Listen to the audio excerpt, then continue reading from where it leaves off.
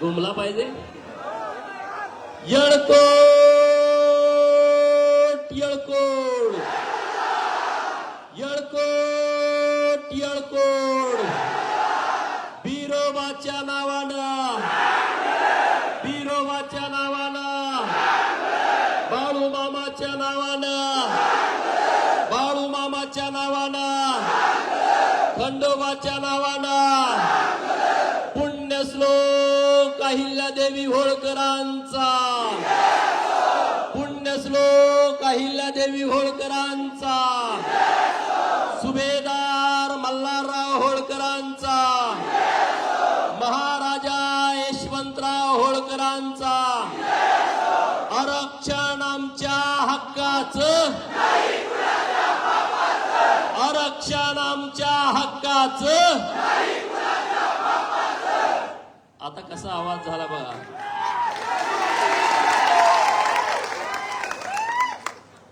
आज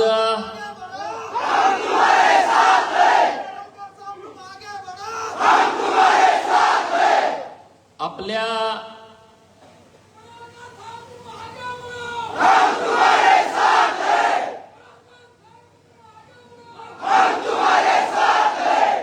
मला अजून पुढच्या सभेला जायचं आहे.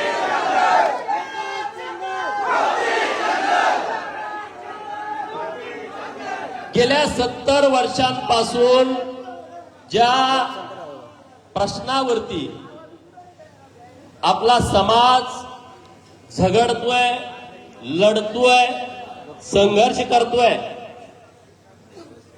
जो प्रश्न सुटला नाही त्यामुळं मागच्या 4 पिढ्यांची आपली माती झाली. पुढच्या पिढ्यांचा उद्धार करायचा असेल, पुढच्या पिढ्यांचं कल्याण करायचं असेल, राजकारणातला आपला हिस्सा मिळवायचा असेल, नोकरीतला आपला टक्का आपल्या लोकसंख्येप्रमाणे आपल्याला घ्यायचा असेल, किंवा शिक्षणाच्या बाबतीमध्ये अजून आपल्या झोपड्यापर्यंत शिक्षणाची गंगा गेली नाही, ती गंगा या महाराष्ट्रातल्या धनगर समाजाच्या सामान्य कुटुंबापर्यंत पोहोचवायची असेल तर त्याला एकमेव पर्याय आहे. काय आहे? काय आहे? काय आहे? एसटी आरक्षणाची अंमलबजावणी हा एकमेव पर्याय आहे, रामबाण उपाय. सगळ्या आजारावरती एकच रामबाण औषध काय? एसटीची अंमलबजावणी. आणि म्हणून मी आजपासून जागर यात्रेचं आयोजन केलंय आणि त्या यात्रेची 3री सभा आपल्या घनसावंगीमध्ये होते. आणि तुमचा इतका उत्स्फूर्त प्रतिसाद महाराष्ट्र बघतोय. तुम्हाला काय चाललंय नेमकं जागर यात्रेत. तर या जागर यात्रेमध्ये हुंकार भरण्याचं काम आपण सर्वांनी केलं. त्याबद्दल महाराष्ट्रातील धनगर समाजाच्या वतीनं मी तुमचं विशेष अभिनंदन करतो, आभार व्यक्त करतो. या जागर यात्रेच्या निमित्तानं उपस्थित माननीय शिवदासजी बिडगर माझे सहकारी, दुसरे इथले सहकारी माननीय बळीराम तात्या खटके, माननीय शारदाताई, माननीय शिवाजी भालेकर, डॉक्टर भीमराव खडेकर पंच, सदस्य घनसावंगी, भास्कर कोल्हे, माननीय कपिल दहेकर, माननीय दीपक हनुमान बोराडे, हनुमानजी दवंडे, माननीय रंगनाथ बेवले सभापती परतूर, शिवाजी तळवटे, इंद्रजीत घनवट जिल्हा परिषदचे सदस्य जालना, रामप्रसाद थोरात उपसभापती, माननीय योगेश भले, प्रताप कुर्धने, नंदकुमार बाळासाहेब तायडे, माननीय नंदकुमार मांजे, सचिन बोंबले, राम लांडे, डॉक्टर स्नेहाताई. व्यासपीठावरती अनेक मान्यवर आहेत. सगळ्यांची नावं वेळेअभावी घेत नाही. कुणाचं नाव चुकून राहिलं असेल, ज्यानं चिठ्ठी लिहून दिली त्याचा दोष आहे. आपल्या गावचे तरुण तडफदार सरपंच रामेश्वर काळे हे इथं उपस्थित आहेत.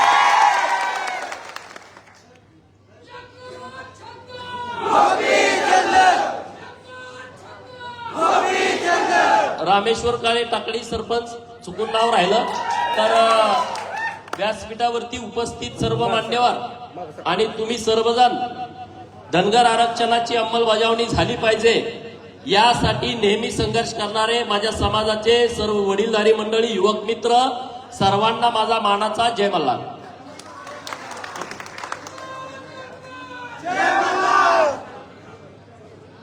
जागर यात्रेचं नियोजन का केलंय हा प्रश्न अनेकांना पडला असेल.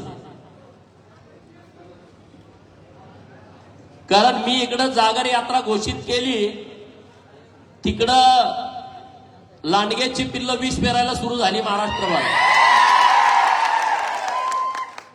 की गोपीचंद एका बाजूला म्हणतोय धनगर आरक्षणाची न्यायालयीन लढाई सुरू आहे, न्यायालयामध्ये केस प्रलंबित आहे, आणि दुसऱ्या बाजूला जागर यात्रा काढतोय. तर महाराष्ट्रातल्या समाजाला मला हे सांगायचं आहे, जेव्हा जेव्हा तुम्ही जाग होता, संघटित होता, एकजूट होता, तेव्हा तेव्हा प्रस्थापितांची झोप उडते की नाही. तुम्ही संघटित झाला का प्रस्थापित घाबरतो, लटा लटा लटा कापायला लागतो. कारण त्याला माहित आहे संख्या मोठी आहे, जर जागे झाले तर राजकारणामध्ये अवघड होईल. आमदार खासदारकी जी गळ्यात सहज पडत्या ती पडणार नाही, म्हणून तो घाबरतो, म्हणून तो भीतो, म्हणून तो विष पेरायला सुरू करतो.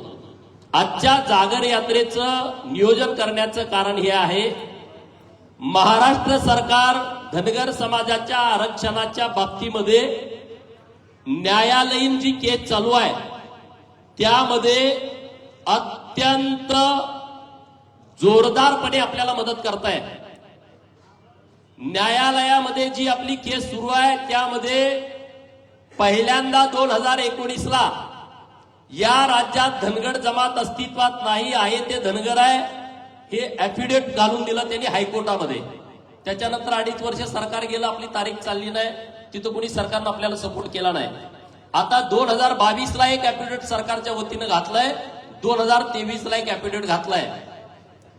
डिसेंबर महिन्यामध्ये परवा दिवशी आपली तारीख होती, म्हणजे आज गुरुवार आहे, मंगळवारी हायकोर्टामध्ये तारीख झाली.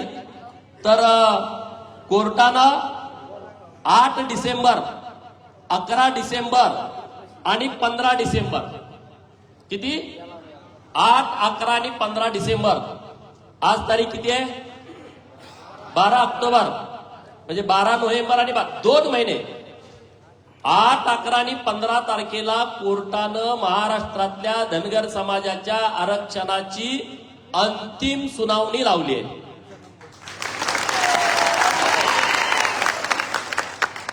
म्हणजे 8, 11 आणि 15 तारखेला धनगर केस शिवाय दुसरी कुठली केस कोर्टात चालणार नाही. आणि त्याचा निकाल कोर्टानं सांगितलंय नाताळ झाल्यानंतर आम्ही या बाबतीतला निकाल देऊ. आता ही आपली लढाई कोर्टात चालू आहे, तो प्लॅन ए, बरोबर, प्लॅन ए आहे हा. पण प्लॅन ए कोर्टातनं आपल्या बाजूनं रिझल्ट येईल अशी 1,00,000% आपल्याला खात्री आहे. कारण सगळी तयारी तशीच झालेली आहे, जे काय अपेक्षित आहे ते सगळं कोर्टाला दिलंय. यदा कदाचित त्यातून काय अडचण होऊ नये, पण समजा झाली तर प्लॅन बी, आपली रस्त्यावरची लढाई आपल्याला तयार ठेवायची. बरोबर का चूक आहे? दोन्ही बाजूला चाललं पाहिजे ना. म्हणून या जागर यात्रेचं नियोजन केलंय राज्यभर. तुम्ही चिंता करू नका, मी प्रत्येक तालुक्यात जायचं नियोजन करतोय. प्रत्येक तालुक्यात 4 धनगर असले तरी तिथं पोहोचणार आहे. पोचलं पाहिजे का नाही पोचलं पाहिजे. आणि म्हणून हे सरकार आपल्याला आरक्षण देण्याच्यासाठी सकारात्मक आहे. परवा जी चर्चा झाली आपली सह्याद्रीवरती, तिथंही स्पष्टपणे त्यांनी सांगितलं की आम्ही आरक्षण देण्याच्या बाजूने आहे. मग आम्ही त्याला पर्याय दिला, न्यायालयातनं चालू आहे चालू द्या, आम्ही तुम्हाला काही GR देतो. बिहार, तेलंगणा आणि मध्य प्रदेश तिथल्या सरकारने तिथल्या SC STच्या बाबतीमध्ये राज्य सरकारनं त्यांच्या अधिकारात हस्तक्षेप केलेत. आपल्या सरकारचं म्हणणं होतं की यात आम्हाला हस्तक्षेप करता येत नाही, म्हणून आम्ही त्यांना काही पुरावे दिले की या बाबतीमध्ये त्यांनी GR काढून तिथल्या जमातींना आरक्षण लागू केलंय, तशा पद्धतीनं तुम्ही आमचा GR काढा आणि आमच्या इथं महाराष्ट्रामध्ये सगळ्या कलेक्टरना सांगून टाका आणि आरक्षण द्या. असं 2 पर्याय सरकारकडे ठेवलेत. परवाच्या संध्याकाळी मी माननीय मुख्यमंत्री आणि उपमुख्यमंत्री महोदयांना भेटलोय. येत्या 2-3 दिवसामध्ये आपली कमिटी निश्चित होईल. अधिकाऱ्यांची कमिटी सरकार सांगेल. मला काही नावं सुचवायला सांगितलेत तर त्यांना मी आज संध्याकाळी ज्यांना रिझर्वेशन मधलं कळतंय अशी काही तज्ञ लोक आहेत, 22 नावं माझ्याकडे आलेत. त्यातली काही नावं मी सरकारला सुचवणार आहे की जे बिहारला, मध्य प्रदेशला आणि तेलंगणाला जातील आणि तिथली व्यवस्थितपणे माहिती घेऊन येतील. असं सगळं प्रयत्न आपलं सरकार दरबारी चालू आहे. तर आता मी तुमच्यात का फिरतोय, तर मला तुम्हाला विनंती करायची आहे की तुम्ही सगळे संघटित होणं गरजेचं आहे. गट तट पक्ष पार्ट्या हे बाजूला ठेवा. ज्यांना कुठं काम करायचं ते नंतर करा. बरोबर का चूक आहे? जे आपल्या हिताच्या नेहमी आड येतात त्यांची बाजू धरून काम करणं हे किती चुकीचं वाटतंय का नाही? ज्यांनी कधी धनगराचा ध सुद्धा कधी सभागृहात काढला नाही, धनगर जिवंत आहे का धनगर मेलाय कधी पाहिलं नाही, धनगराची पोरं शिकतेत का शिकत नाहीत ह्याच्याकडे कधी कुणी लक्ष दिलं नाही. NTचं 1990-91 ला आरक्षण देऊन सगळ्यात मोठा धनगरांचा घात पवारांनी केला, सगळ्यात मोठा घात. कारण तेव्हा BK कोकरे नावाचा एक क्रांतीसूर्य, BK कोकरे नावाचा एक क्रांतीसूर्य बारामती तालुक्यामध्ये उंडवडीमध्ये एका मेंढपाळ घरात जन्माला आला, जो इंजिनियर होता, प्रचंड बुद्धिमान, प्रचंड हुशार, प्रचंड मेहनती, कष्टाळू होता आणि समाजासाठी राबायची त्यांची भावना होती. ज्या काळामध्ये समाजाला काही माहित नव्हतं, कुठल्या सोयी सुविधा नव्हत्या, गाडी, 4 व्हीलर, हेलिकॉप्टर असं काही नव्हतं, फक्त आणि फक्त लोकांनी वर्गणीतनं दिलेली राजदूत गाडी त्यांच्याकडे होती. त्या गाडीत तेल टाकायला ते वर्गणी मागायचे, जिथं जत्रा आपल्या असतील तिथं जायचे, त्यांच्याकडून आपली लोक बोकडं देवाला कापते, त्या बोकडाचं फक्त कातडं मागून घ्यायचे. सगळी लोक कातडी BK साहेबांना द्यायची. आम्ही लहानपणी त्यांना बघितलंय आणि ते कातडी विकून ही चळवळ चालवायची. महाराष्ट्रामध्ये धनगर समाजामध्ये फार मोठं त्यांनी काम केलं आणि तेव्हा मुख्यमंत्री शरदचंद्रजी पवार होते. त्यांच्या लक्षात आलं की धनगराचा एक इंजिनियर पोरगा गावागावामध्ये फिरतोय, वाड्या वस्त्या पिंजून काढतोय, मेंढपाळांच्या वाड्यावरती जातोय आणि त्यांना जागृत करतोय, त्यांच्या अधिकारांची त्यांच्या हक्काची जाणीव करून देतोय. ST आरक्षण कशा पद्धतीनं आपल्या हक्काचं आहे आणि ते कसं दाबून ठेवलंय हे सगळ्या लोकांना समजावून सांगतोय. आणि मग त्यांनी पिल्लू बाहेर काढलं. त्याला माहित आहे फोडाफोडीमध्ये ते नंबर 1 ला आहे. डॉक्टर बाबासाहेब आंबेडकर साहेबांनी स्थापन केलेला रिपब्लिकन पार्टी ऑफ इंडिया पक्ष त्यांनी पहिल्यांदा फोडला. अरे आपली चळवळ फोडायला त्यांना काय लागेल, त्यांनी आपल्यातली काही लोक हाताशी धरली आणि BK कोकरे साहेबांच्या आणि पर्यायानं धनगर समाजाच्या पाठीत पहिला खंजीर खुपासला. 1990-91 ला NTचं आरक्षण मिळालं. आपल्या लोकांना वाटलं की अरे आमची संख्या मोठी आहे ना, तुम्ही 3.5% दिले, त्या 3.5% ना आम्हाला नोकऱ्या आमच्या टक्केवारीनं मिळाल्या, ना आम्हाला शिक्षणामध्ये त्या पद्धतीनं आमच्या मुलांना ऍडमिशन मिळाली. आणि आता ज्या नोकरीचं भरतीचं चालू आहे त्यामध्ये तर रोस्टर घोटाळा मोठ्या प्रमाणात झालाय.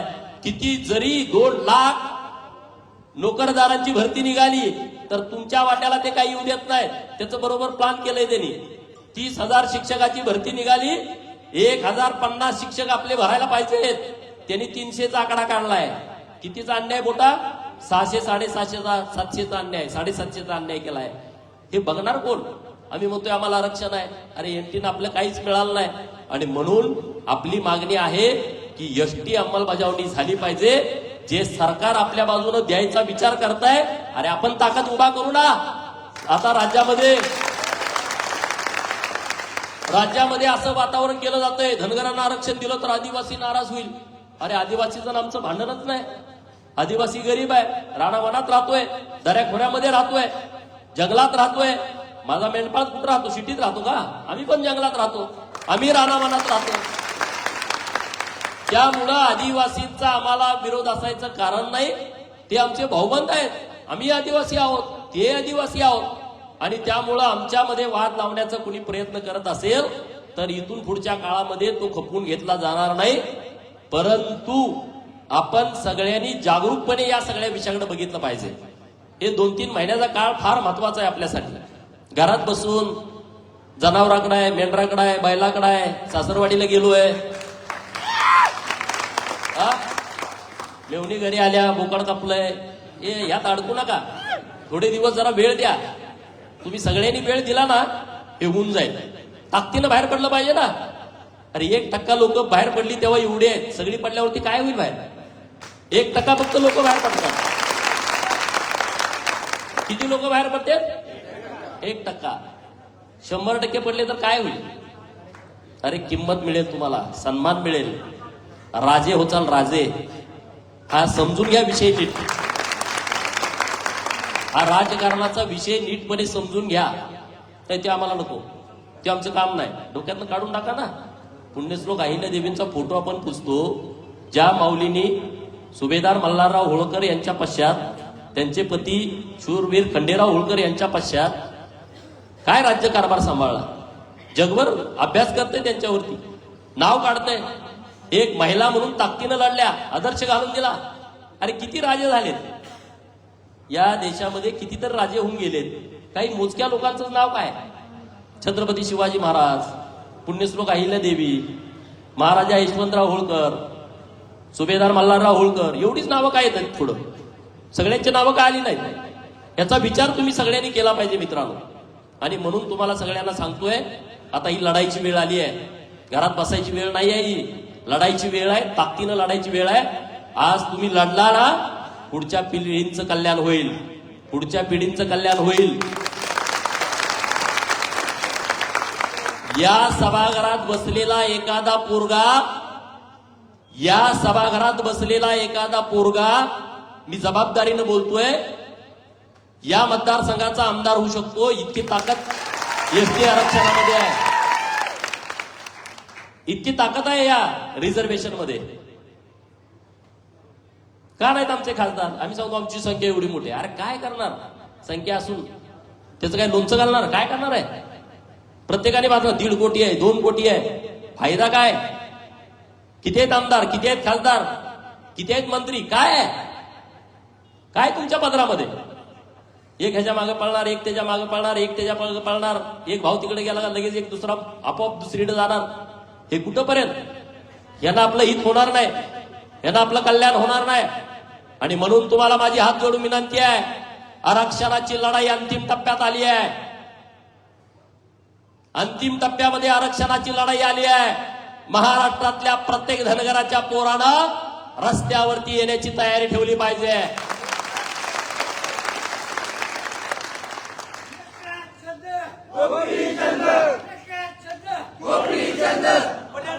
हे 5 दिवसाचा मी जागर यात्रेच्या निमित्तानं 20 सभा करतोय राज्यभर.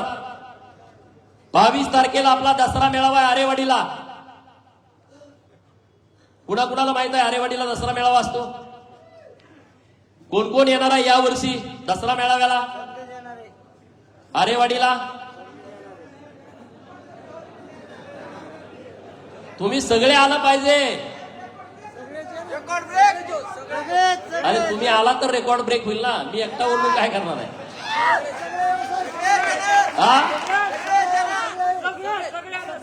सगळे ताकदीनं या.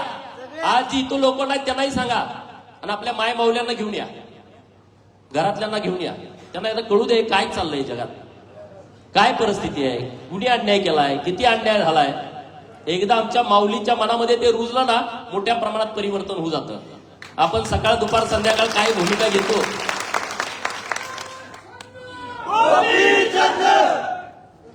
त्यामुळं आज इतक्या मोठ्या संख्येनं तुम्ही उपस्थित राहिलाय. या जागर यात्रेला मोठ्या प्रमाणात तुम्ही सगळ्यांनी पाठबळ दिलं त्याबद्दल मी तुमचं मनस्वी आभार व्यक्त करतो. पण मी तुम्हाला सांगतोय की आरक्षणाची लढाई जिंकल्याशिवाय आपल्याला विश्रांती घेता येणार नाही.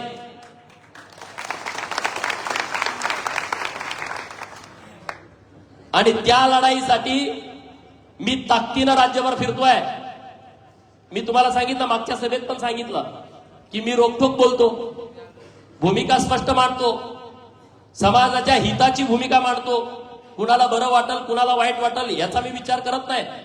माग 2 वेळा माझ्यावरती जीव घेणा हल्ला झालाय, पुढेही होऊ शकतो. कारण वातावरण सगळं आता त्यांना माहित आहे की हा शांतच बसत नाही, हा गप्प बसत नाही, लोकांना जागृत करतो.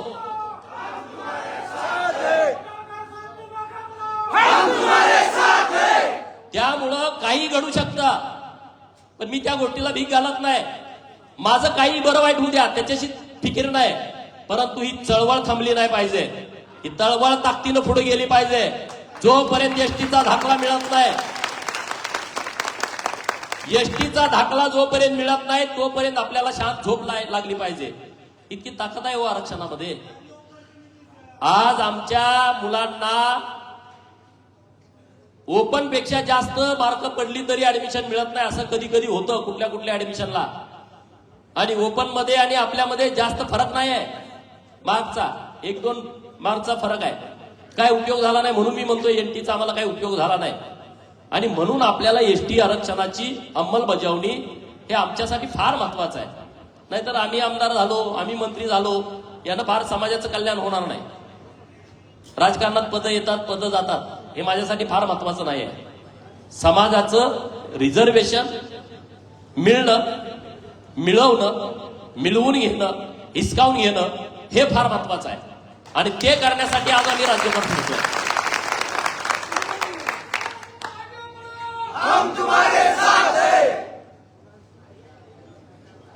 हे आपल्यासाठी महत्वाचं आहे. माझ्या कपाळाला भंडारा मी लावलाय, सगळ्यांच्या बऱ्यापैकी कपाळाला भंडारा आहे. हा कपाळाला भंडारा आहे म्हणून माझी भूमिका आहे की मी पहिला धनगर आहे आणि मग परत आमदार गोपीचंद पडळकर आहे.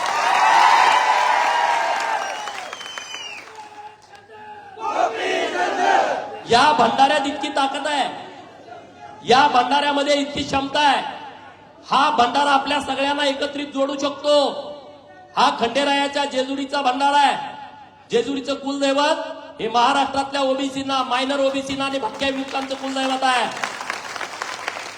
आरेवाडीच्या बिरोबाचा हा भंडारा आहे. हा धुळदेवाचा महालिंगरायाचा भंडारा आहे. हा भंडारा हा आपल्या ओबीसीना, मायनर ओबीसीना आणि भटक्या विमुक्तांना एकत्रित करू शकतो. ही ताकद आहे. ज्याच्या कपाळाला भंडारा आहे तो आपला भाऊ आहे, तो आपला नात्यातला आहे. आणि त्याच्या अडचणीमध्ये आपण पुढाकार घेणं ही आपली जबाबदारी आहे. कारण आपण संख्येनं मोठे आहोत, आपली संख्या मोठी आहे. कुटुंबामध्ये कसा मोठा भाव कारभारी असतो तो सगळ्यांचं बघतो, तशी ओबीसी, मायनर ओबीसी आणि भटक्या विमुक्तांमध्ये सगळ्यात मोठे भाऊ म्हणून आपण आहोत. तर आपली जबाबदारी वाढतीये, आपली ताकद वाढतीये. तर आपण सगळ्या लोकांना सामावून घेऊन आपला तर प्रश्न मिटवू, आपला प्रश्नाची सोडवणूक आपण करू. ती ताकद, ती क्षमता, ती संघर्ष करण्याची तयारी आपली आहे. परंतु छोट्या छोट्या समाजाला सुद्धा न्याय देण्याची भूमिका आपल्या सगळ्यांची आहे की नाही? अन्याय कुणावरती आपण करत नाही. 1% कुणी करत असेल, 99% लोक आपली कुणावरती अन्याय करत नाहीत. एखाद्यावरती अन्याय झाला तर ज्याच्यावर अन्याय झाला त्याची आपण सहज बाजू घेतो. त्याचं उदाहरण आहे बापू बिरुवा टेगवाकरांचं, आहे का नाही? त्यांच्यावरती कुणी अन्याय केला नव्हता वैयक्तिक, त्यांच्यावरती कुणी कुराड वाहू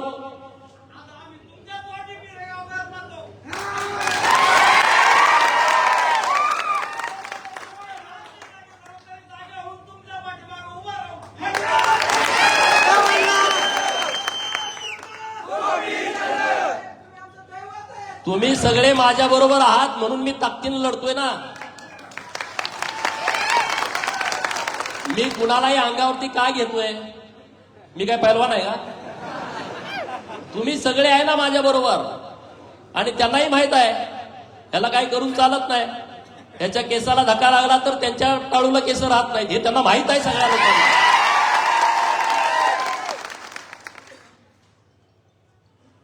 आणि म्हणून मी बापू बिरूंचं सांगत होतो की त्यांच्यावरती कुणी अन्याय केला नव्हता, त्यांना कुणी कुऱ्हाड उगारी नव्हती, त्यांच्यावरती कुणी दादागिरी केली नव्हती. पण गावातल्या एका मागासवर्गीय बहिणीवरती तिच्या अब्रूला हात घालण्याचा प्रयत्न तिथल्या गावगुंडाने केला. म्हणून बापू बिरूंनी हातामध्ये कुऱ्हाड घेतली, कुऱ्हाड उचलली, बंदूक घेतली. आयुष्यातली 25-30 वर्ष त्याची ऊसाच्या फाडात गेली. कुठं? ऊसाच्या फाडात गेली. का? गावातल्या गरीबावरती अन्याय कुणीतरी करताय, म्हणून आपली ती जबाबदारी आहे, आपलं ते कर्तव्य आहे. नाही आम्ही लोकसंख्येनं मोठा आहे म्हणून आम्ही रुबाबात राहू, हे नाही. मग त्या प्रस्थापितांना आपल्यात फरक काय आहे? आम्ही लोकसंख्येनं मोठा असलो तर सगळ्या लोकांना बरोबर घेऊन सामावून त्यांना न्याय देण्याची भूमिका आपली सगळ्यांची असली पाहिजे. आणि म्हणून आरक्षणाची लढाई ही आपल्यासाठी अत्यंत महत्वपूर्ण लढाई आहे. आणि सरकार हे सकारात्मक आपल्या बाजूनं लढतंय. आपण पण ताकद कुवा करू ना. जे काही लोक वातावरण तयार करतात की धनगरांना आरक्षण दिलं तर असं होईल तसं होईल फलान होईल, आम्ही ताकदीने करू ना. न्यायालयीन लढाई जिंकूच. न्यायालयीन लढाई जिंकण्यासाठी जे लागल ते आम्ही करू.